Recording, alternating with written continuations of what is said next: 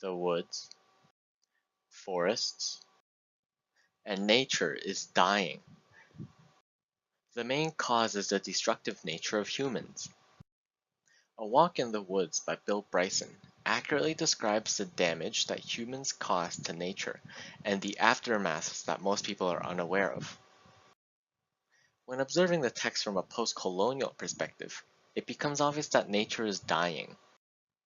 But people are not dedicating enough effort to try and repair the destruction. The main focus isn't on the impact of the Native Americans after colonization, but rather on the extinction of many different types of trees, animals, insects, and the damage done to nature, especially on the AT.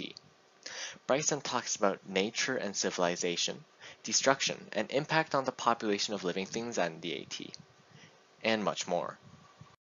Though his focus is on the Appalachian Trail, his supporting evidence can be applied to nature and many forests and trails in the world. When contrasting between humans and nature, humans are the colonizers and nature is the colonized. The appropriation by colonizers results in the extinction of many different types of species of trees, animals, and insects. Bryson mentions a lot of facts about nature in the book. There is so much information on nature and what he feels that it could be painful to read through so much information at times.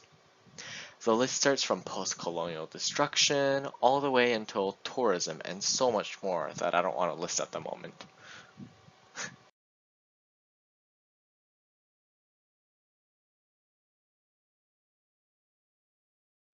The first topic that Bryson mentions early in the book is post-colonial oppression. Bryson talks about the damage caused by the European colonization in America and its forests.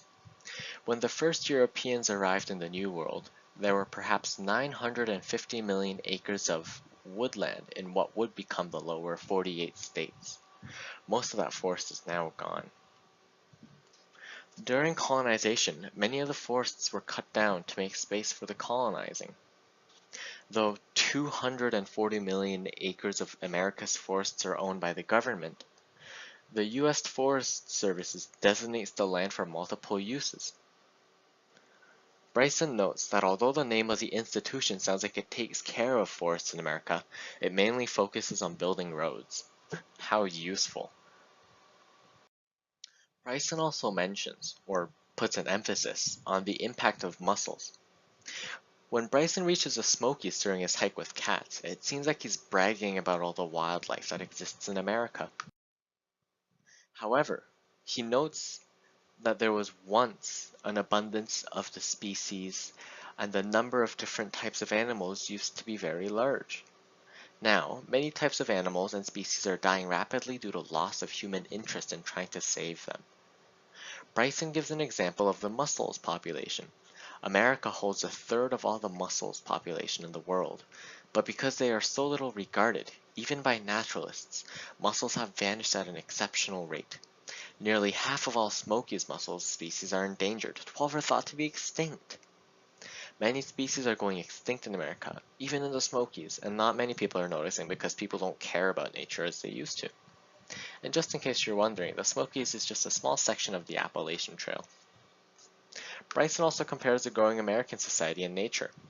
According to Bryson, today the National Park Service employs a more casual approach to wildlife: neglect. He explains that less than 3% of the budget provided to the services is dedicated to research on nature.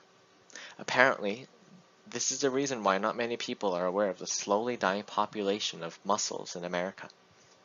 In Canada, not many people know about the extinction of many types of animals in our forests and nature as well, beside dying polar bears. According to the Canadian Wildlife Federation, the organization receives less than $2,500 annually after calculating all revenues and deductions. No wonder people only know about endangered species except when they're told to.